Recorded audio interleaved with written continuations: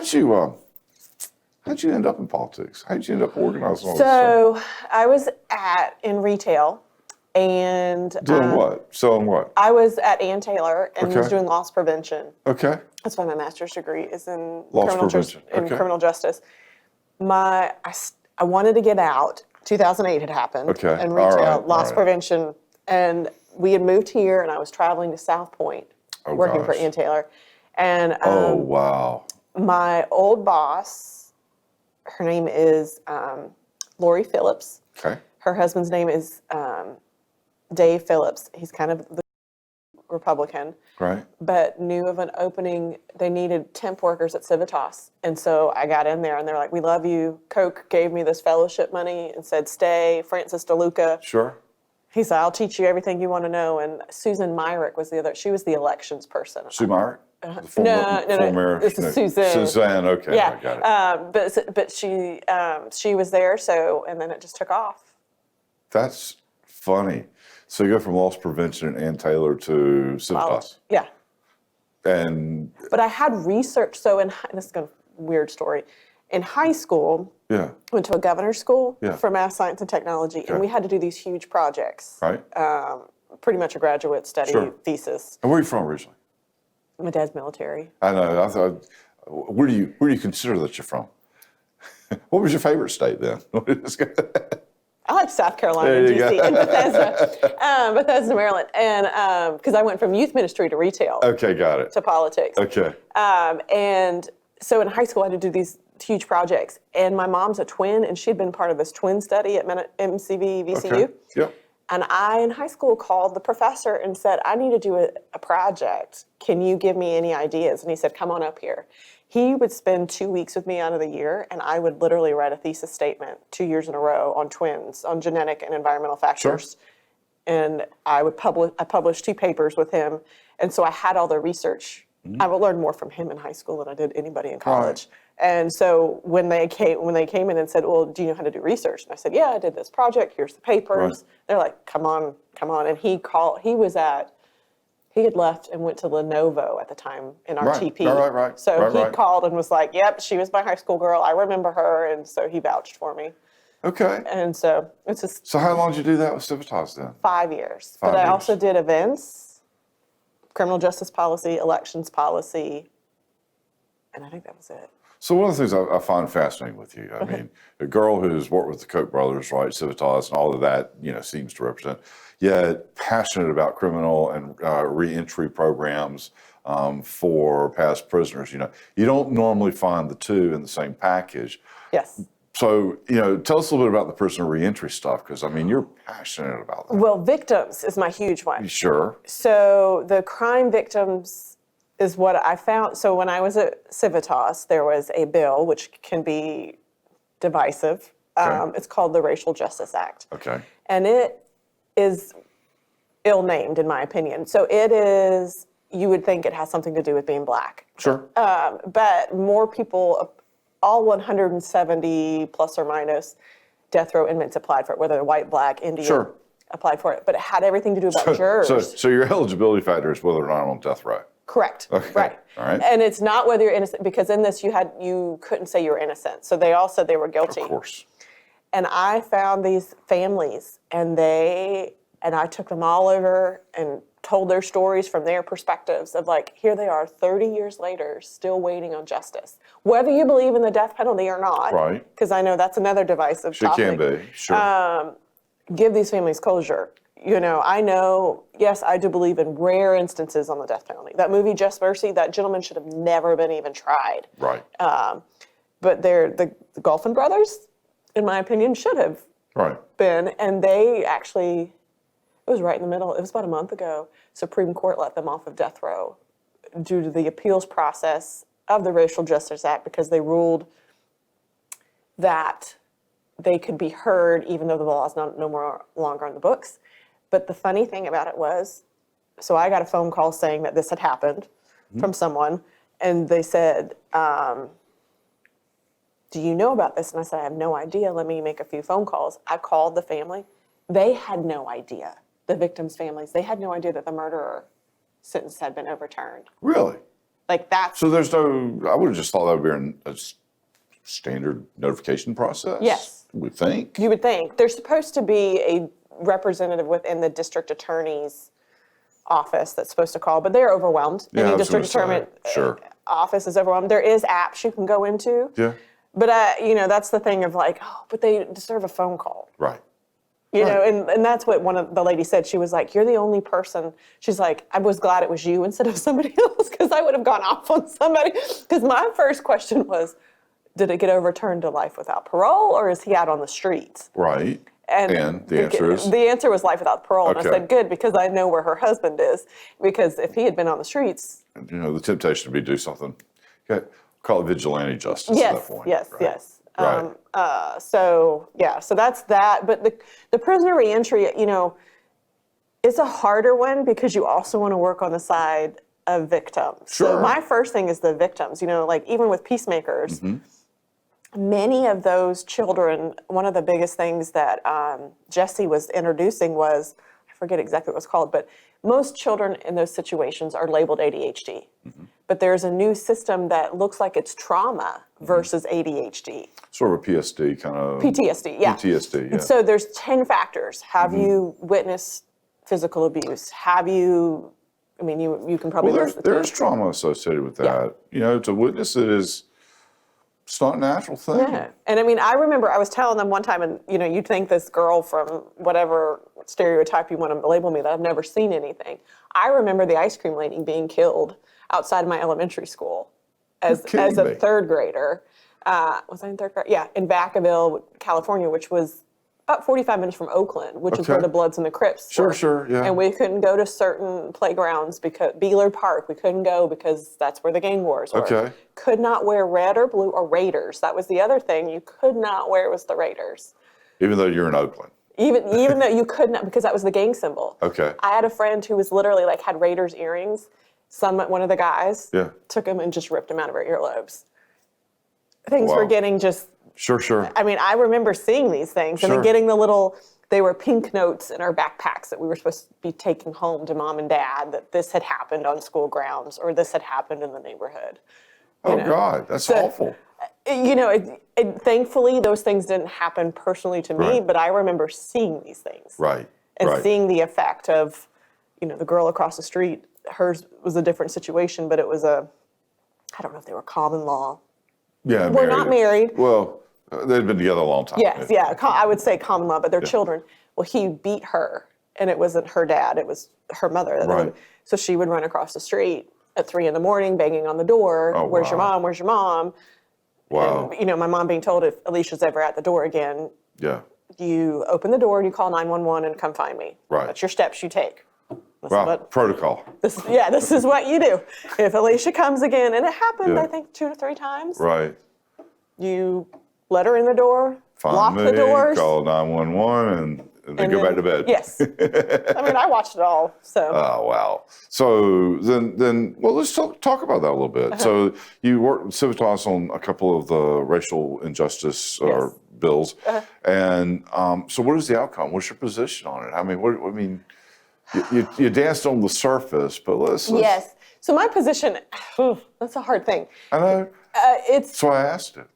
position on, Well, just where do you think the direction of the justice system should go then, as it relates to those matters? Because we all recognize there's so many levels to this, right? Yes, there are. There's so many things that create somebody's willingness to participate in criminal activities, and it's a choice. Yeah. There's so many things that a victim has to suffer.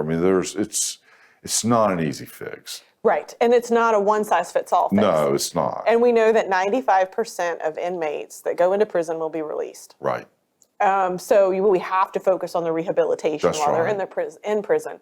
And there has to be some restorative justice. Sure. Now, what does that look like? Do I think the family I was mentioning earlier, Right. I don't think they could meet with the Goffin brothers. Sure. Don't think that's going to work. Well, how would you do it? That would just be hard. Yeah. Sort of, Jesus sitting at the table mediating the conversation. But you'd have to, in my opinion, you'd have to have both parties consent. Sure, of course. And if they don't, and there are certain situations you can't do that. Right. It's also a matter of, I've heard the story of a gentleman and his son was the ninth grader, for instance, and then the senior did something to the ninth grader. Yeah. They went in and they met together. Well, all it did was cause more problems. Right. So I don't think there's a one-size-fits-all approach. Yes, in a lot of situations, especially, Rocky Mount, we look at, we do need to come to the table. We do. Not everybody's going to come to the table. No. But there needs to start with some great relationships. Tarek, we've seen, has done some amazing things. I think he's opened a lot of doors. Sure. I think Sam Battle has absolutely opened a lot of doors. Sure, I think so too. I think, and then we've got you who've opened a lot of doors. We've got, and I think it just starts, I don't know him, but Brigadier General. Yeah, Arnold Gordon Bray. He Fantastic fellow, yeah. starts conversations. James Mills. Absolutely. He and I have had hard conversations, but great Right. conversations. I Right. respect the heck out of that man. Sure. And honest. See, that's it. The honest conversation where everybody brings something back from it. Yes. That's what matters. And I can ask the dumb question. Right. Let me be the dumb person and ask. I remember walking in a neighborhood here in Rocky Mount. Why does everybody have no trespassing on their windows? Right. Because they believe that within the law enforcement that if they have that on their windows and somebody comes in, they're not held accountable. And I didn't realize the culture also. My house is my house, your house is your house. Sure. But I think the culture is different Okay. in some neighborhoods where you can just go in and out of people's houses. Right. You Well, do. I remember there was a day in time when that people had the doors not locked, and you could, and you did, but it was never to just hang out. Right. I mean, it's my neighbors 2 houses down with little boys the same age. Hey, what you doing? Yeah. Susan came into my house. Sure. Of course you will. Yeah, but it's family with our boys. Well, how do you? So you've run, I don't know how many campaigns. I mean, bunches and bunches and bunches. Yeah. And most recently here, you've worked for the local Republican Party, Get Out the Vote effort in particular. So what are you seeing from people, sort of an unofficial poll, if you will, as you're talking to folks on the phone, trying to get them out to vote? What were you hearing? What are you hearing in terms of Rocky Mount particularly? A lot of people, of course, it's hard because the get out the vote, 9 times out of 10, they don't want to hear from you. We've got our lives, I remember having small children. Do not ring that doorbell between 1 and 4. It is nap time and I am going to bed. A lot of it was just the education. Right. I presented it as the education. Are you interested in hearing about these candidates? Or will you take this piece of literature and hear about it? Yes, absolutely. As we know, presentation is everything. Sure. I'm not trying to shove this in your face. Right. It's your decision to make. Yeah, it's your decision. I'm just gonna, I'm gonna pitch what I feel like I feel compelled to pitch, and again, you get to choose what you do. Absolutely. And the most important thing is that you vote. Yeah. How many undecideds do you think that you actually touched or touched in a general election? It doesn't feel like to me it would be many. No. Well, but when I've worked at the polls, there do seem to be people that sincerely don't know who they're going to vote for. And I think that's more down the ballot. Okay. I don't think that, because we don't have the straight ticket anymore. Right. So everybody knows, are you going to vote for Trump? You're going to vote for Biden. Sure. You're going to vote for Roy Cooper. You're going to vote for Dan Forrest. Right. I think Mark Robinson's race. Right. And Holly, I forget her last name, but who he ran against, I think that race was becoming more notable. Sure. But as you go down the Supreme Court, she didn't spend a whole lot of money on that race until the absolute end. In fact, I remember looking at my wife and said, "Who's running for lieutenant governor on the Democratic ticket?" I mean, I really didn't know. Yeah. I had to call Brad Crone to ask him, "Brad, who's running?" Yeah. And and I think that's where you start going down more of like the Supreme Court justices, the Court of Appeals, the Dale Folwell treasurer, the Beth Wood, the auditor, and those are two people who are on different sides, but they work well together. Right. Beth Wood and Dale Folwell, it's a dream team right there. Sure. The education part of it. There was a woman in Wilson, I think it was the last day of early voting. She had just moved here from San Diego, had registered, didn't know she was going to vote. She knew who she was going to vote for president. Right. And she said, well, what about everybody else? And I knew them all, so I said, this person is... he is in the military. He just got back from deployment. Right. He's from Nash County. Right. He's a former district attorney.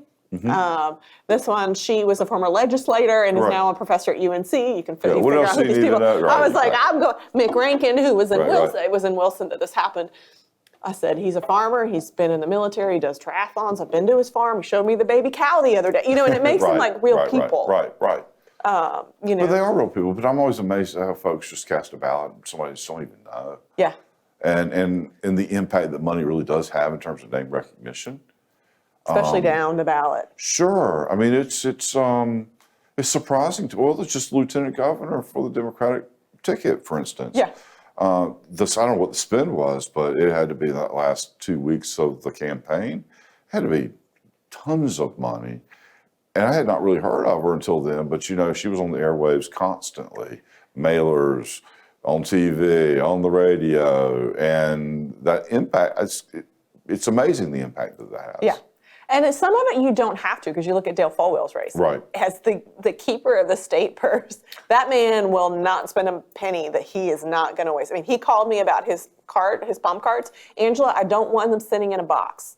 You better have them either on doors or you are passing them out in your hands. I'm not giving you any other, you know, and not in those exact words, but that was the point is, you know, it does us no good if this is sitting here the day after election. And I'm not going to waste money. Right. And he is very true to that. He was not going to spend a penny that he wasn't sure was going to affect his election. Right. And he wasn't going to raise the money if it didn't affect. If he didn't need it. Yeah.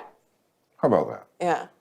So I've had the opportunity to meet with him a couple of times as well, and he is a conscientious man as it relates to the management of the state's resources, without question. Yeah, absolutely. I mean, he's the guy you want. Well, you know. we've got him for 4 years, whether you want him or not. Yeah, well, right? yeah. So- I mean, he might be even stricter than Dave Ramsey, I would imagine. Right. So, what other things can you tell us about the race and what's happening? And what are you seeing kind of as the national trends? You know, everybody had predicted this blue wave this year. And I think what we saw was that it's not really as divided. The country's far more divided. Absolutely. And most people really are in the middle, we'll call it moderate. So you saw seats change, but it really wasn't, call it the brand, you know, it wasn't really a Democrat or a Republican party that changed a lot of it, in my estimation. It seemed to be the individual candidates. Correct. And we didn't have a straight ticket. I mean, we went for Donald Trump in North Carolina. That's right. We elected Roy Cooper, who's a Democrat. That's right.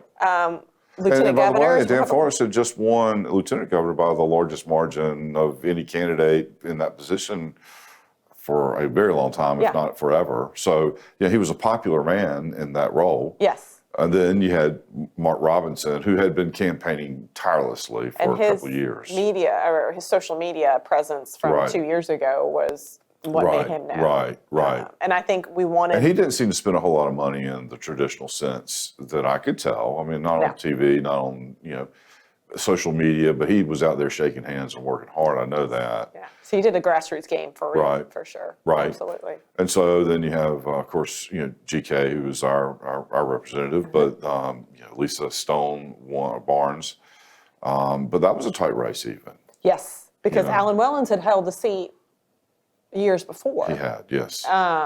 So he was also and he was handpicked, to my knowledge, by Roy Cooper as well. So that was a huge race. And even the Senate race, when you're looking at Cunningham and Tillis, you know, that was a lot closer than you would have thought. Of course, that's the impact of $50 million being pumped into a race too at last minute.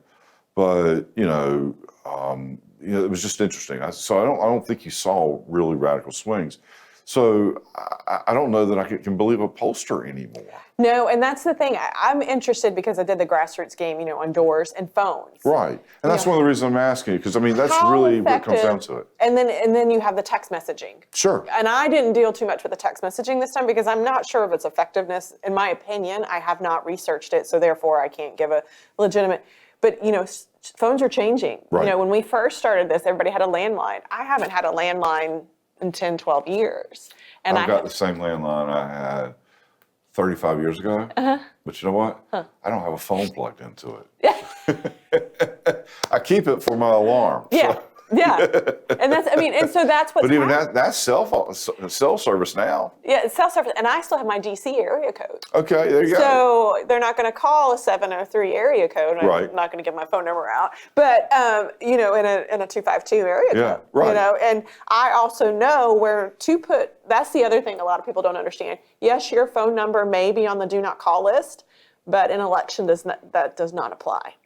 Clearly, because I get a lot of phone calls. Yes, it does not apply. That's the one loop in the law is that it does not apply. And now the other thing I would tell people. Let me see. Everybody who's voting on that's also a candidate at some point. Yeah. Right? Yes. And then also, you've probably put your phone number somewhere. So I also tell people, anytime you sign up for a sweepstakes, you go to your gym membership, you give money to anyone, they sell those lists. Of course they do. So, people are like, well, my name's on the do not call list. Well, I appreciate that. I understand that. But you've given your phone number out and it doesn't apply in this. So unfortunately, this is part of it. Right. And so I think that's changing pollsters wise. But that's got a little easier too, because now I've got my cell phone, and if I don't recognize you, if you're not in my phone, Yes. or I don't know that to expect a call from you, Yes. I don't answer it. Correct.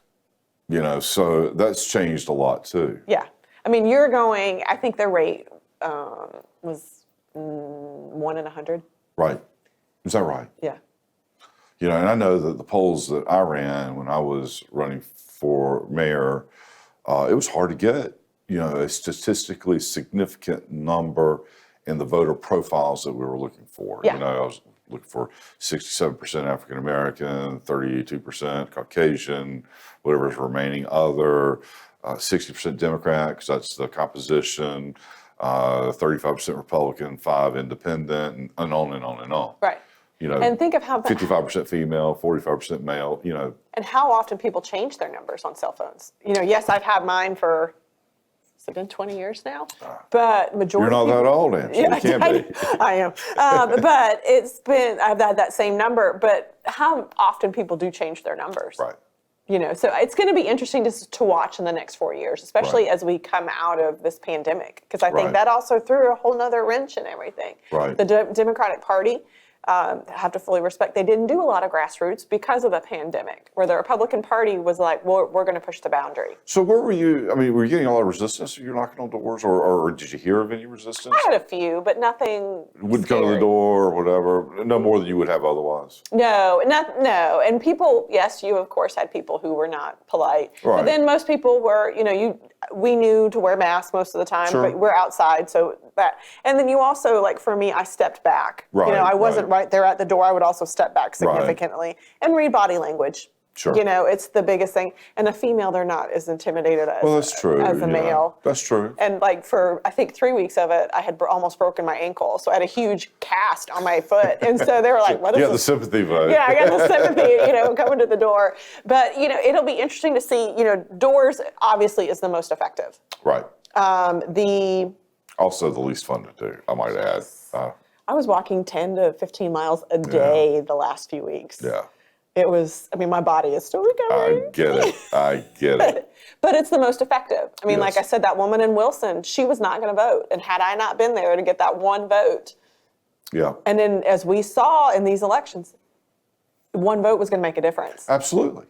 Well, look at the Trump-Biden race as it relates to Electoral College. Now, Yes. I know the popular vote was just clearly Biden's. Yes. But in states where it mattered, swing votes, North Carolina, Georgia, Pennsylvania, a lot of votes at play, probably, I didn't really look at the number, probably less than one vote per precinct. Yeah. In each of those states, that's a big deal. Yeah. And if you can sway that 2 to 3%, they challenged me 3 to 5% in Nash County. Right. I think Biden ended up winning by 70 in Nash County. I was a little surprised that how handedly he won Nash County, to be honest It was with only you. like 70 because we Right. had won Trump 4 years before. Right. And then that was before the provisionals and the final. Sure. But it was tight. Yeah. It was very tight. These were not blowouts Right. races Right. by any means of the imagination. Right. So it's been interesting just to see too the ground game. I think everybody needs, if you're going to be in politics, you need to do it to get your feet wet, Well, knock on doors. But people, a lot of it was exchanging information too. A lot of it when you got, where do I vote? That was a lot of it too. well, that did change a lot this last time, right? So we're calling it the pawn shop, Yeah. out of the mall. The Trade-It Center, The Trade-It Center, yeah. was there for the early voting, but then it wasn't there for the election day. Correct. And same thing for the old Gateways Partnership building across from Braswell. It was there for the first, which I thought, quite frankly, was very efficient to have it freestanding. Yeah. But then not necessarily on election day. So it even moved a little bit, from one day to the next. Yeah. And not very well publicized. I was pretty surprised. I mean, obviously, Nash County's turnout, the highest was at the Ag Center. Right. No surprise. But the second one was the Trade-It Center. Right. Second, I would have thought Braswell. I would have thought Braswell. Because I didn't know like I said, I didn't know the pawn shop was an option. Yeah. And most people didn't, but once they found out, they would rather go there than the library area. It's easier in and out. Yeah, for a lot better of parking. Yeah, better all that, sure. So that was interesting to watch as well, to see that happen. And a lot of people don't understand the difference between early voting, absentee voting, and election day. Well, so early voting is actually technically considered absentee ballot. Correct. It's classified as that when you look online. When you look online, because when you look at those numbers from the board of elections, like, oh my God, there's got to be something wrong here. Yeah. And then you realize it's all early voting. Yeah, absolutely. Well, and then the other thing we had a lot of people that were confused about was the mail-in ballots. We did not have a mail-in ballot in North Carolina. We did not? No. Okay. Because mail-in ballots, the difference between an absentee ballot and a mail-in ballot. So we had an absentee. Mail-in ballots, they just mail them out. Okay. Absentee, you have to put in an application to request. See, in my mind, I just thought that was the case. So one was just you can mail it in or you can show up in some states. Yes. Okay. And we didn't have that in North Carolina. And so a lot of people were very confused about that. And so a lot of people kept saying, I keep getting these ballots in the mail. Those were actually the applications for the absentee ballot. Okay. Yeah. I gotcha. So that was a huge education moment, I think, for a lot of people. Well, I only voted absentee once. I think that was when I was in college. Yeah. And it was such an ordeal. Purpose at that point, I'll just go home. But it's perfect for military. Sure. Especially now in COVID, for the elderly population or compromised immune systems. That was absolutely needed.